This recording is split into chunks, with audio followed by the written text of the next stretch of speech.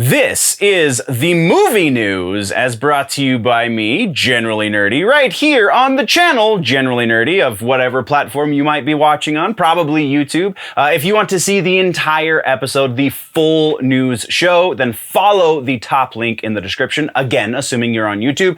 Or if you are not, then check out youtube.com/generallynerdy, generallynerdy.net. Those are places to go do the thing. Let's get into the news before I lose my breath.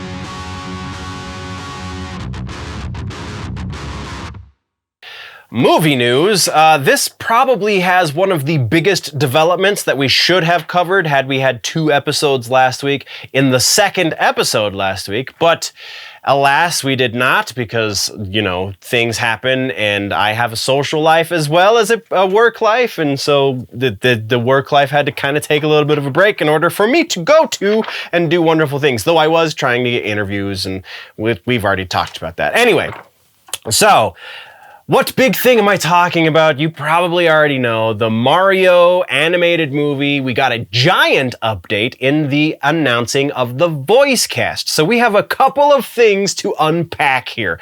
I'm not going to read to you the voice cast listing because honestly, you can find it pretty much anywhere. There is now a voice cast for Mario. The release date for Mario is December 21st, 2022. So we are well over a year away from this movie happening. We're gonna unpack something a little bit differently for this one real quick. How's it going, everybody? Jeremy here from the Quartering. Okay, no, my beard is not nearly that epic, though. I do have to start it that way because I'm honestly surprised the Quartering hasn't covered this yet.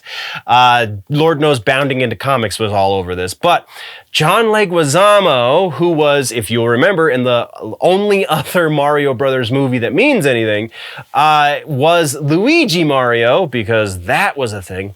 John Leguizamo playing Luigi, now apparently he thinks he is the be-all, end-all voice of how to make a Mario movie in Hollywood these days. He tweeted the following: "So glad hashtag Super Mario Bros. Is getting a reboot. Obviously, it's iconic enough." Love the spelling there, John. But too bad they went all white. No Latinx in the leads. Groundbreaking colorblind casting in the original. Plus, I'm the only one who knows how to make this movie work script-wise. Well, that's a little presumptuous on so many levels. Let's get into this a little deeper. All right, so obviously, it's iconic enough. We'll skip the spelling error because he's just trying to save space. Too bad they went all white. Well, I would say it's too bad they went all with face actors. There's one voice actor in the lot of them, and honestly, that one voice actor has done on-screen work as well. He's primarily a voice actor, but he was in a little-known TV series called Homeboys from Outer Space. He's done other things on screen before. That's just the first thing that my brain remembers him as. He's done a bunch more voice work than he has screen work, but still, the voice I'm talking about is Keegan-Michael Richardson. So yeah, that's very interesting because presumably they gave us all of the leads, right? So Keegan-Michael Richardson is not a white man. Also, the Latinx comment. There's two things we have to unpack for the Latinx comment. First and foremost, I went through as many of the comments on the tweet that Leguizamo posted as I could before I just couldn't stop myself from laughing, and that's because almost all of them, any of them that mentioned the Latinx thing, were definitely giving Leguizamo grief about his use of the term Latinx. I love John Leguizamo. Please do not get this twisted in any way. I actually interviewed the man. He is definitely somebody I look up to in the industry in a lot of ways. We very dramatically, politically speaking, but I still have nothing but respect for the man. He is a great actor. I really don't care that he's Hispanic and or Latinx, as he prefers to be called, and he played an Italian plumber in a movie. I brought it up in the interview as a joke, and he thought it was funny as well, so, you know, it is what it is. But I just think it's hilarious that honestly 90% of the comments on his tweet were about how people prefer to be referred to as Latino or Latina, and Latinx is almost more racist because it makes him sound like a rich white woman. That is almost nearly an exact quote. I obviously am not looking at any of the tweets immediately. The only tweet I have in front of me is Leguizamo's tweet, but yeah, I couldn't read another 50 comments on the Latinx thing. So there's that. But also, why do they have to be Latin leads? It's a voice. So who cares what color the lead is? But also, Anya Taylor-Joy, I believe that's the actress I'm thinking of. Yeah, Anya Taylor-Joy is Argentinian. She's from Argentina, grew up in Miami, speaks fluent Spanish. So she's Latina. You could make the argument at the very least. I mean, I know she's bleach white, probably whiter than I am, but that doesn't necessarily mean anything, because if you look at Spanish folk from Spain, a lot of them are blonde-haired and blue eyes and much fairer than me. So I feel like Leguizamo is not paying attention. Again, I really, really love the guy. I'm really not trying to throw too much shade, but wow, that was intense. Oh, and there is one more thing about this that I thought was very funny about the Leguizamo bit. Leguizamo, again, pretty fair complected as far as Latino, Latinx, whatever vocabulary he prefers to be referred to as. He is pretty fair skinned when it comes to people of that ilk. Do you think he would have been cast as Luigi Mario in that movie if he had a complexion more along the lines of, say, Luis Guzman? If he looked more Latino or Latinx or whatever, if he looked more Hispanic, would he have gotten that part to begin with? I would venture to say no. I don't know that because I'm not a casting director. Now that we've gotten the obvious cringe out of the way, let's throw some reasonably nerdy caps on real quick, because I don't think Leguizamo is necessarily wrong in a certain way. So, what do I mean by that? I think that hiring a bunch of face actors, 99% of these actors all are very famous movie stars. I think the only exception to that would be Keegan-Michael Richardson, because he's done primarily voice work, like we've already discussed. And also Sebastian Maniscalco, who is a comedian who, honestly, I don't think he's done much, if any, acting work on screen. He might have done some other voice work that I'm unaware of, but by and large, Maniscalco is known as a comedian. So, the rest of the cast that has been announced are all movie stars. There are already voice actors doing the voices of these characters, and they're alive and well.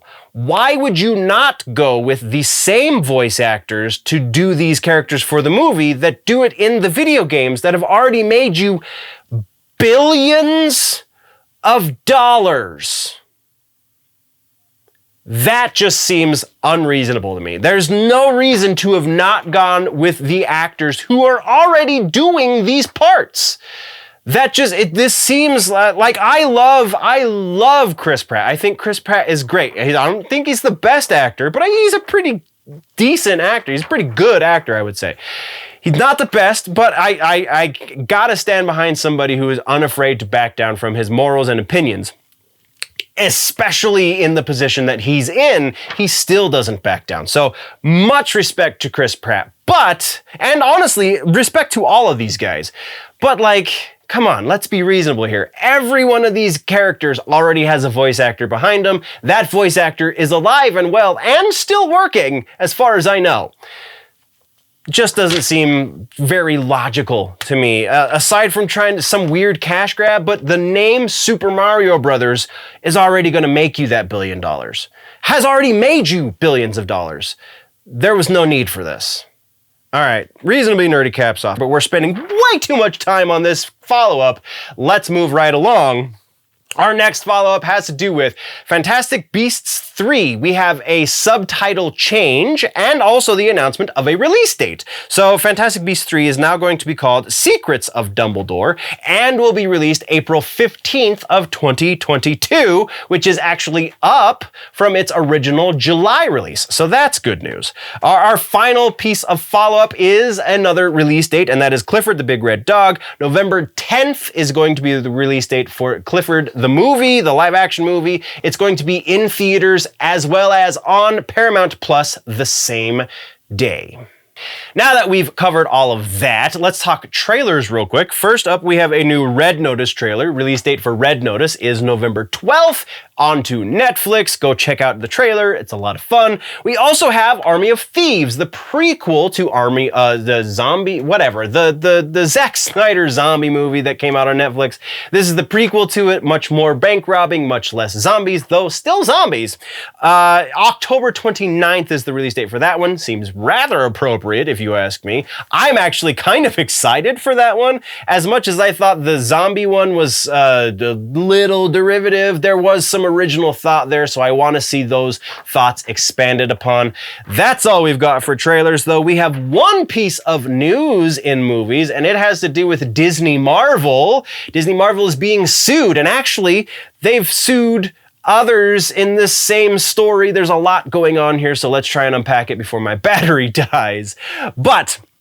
So, Disney Marvel is being sued by either the creators of or the heirs to the creators of Disney Marvel characters, specifically Marvel characters from the comic books, Spider-Man, I believe, some of the other Avengers in there, Captain America maybe, Iron Man is definitely in there. There's I would say about a half a dozen characters, either the heirs to their estate or the actual creator themselves are suing Disney in order to maintain some of the rights to those characters. And it gets very sticky here because all they have to say is now that Disney owns Marvel, Marvel at the time was paying those creators as day laborers effectively. So anything they create is property of Marvel and therefore now Disney.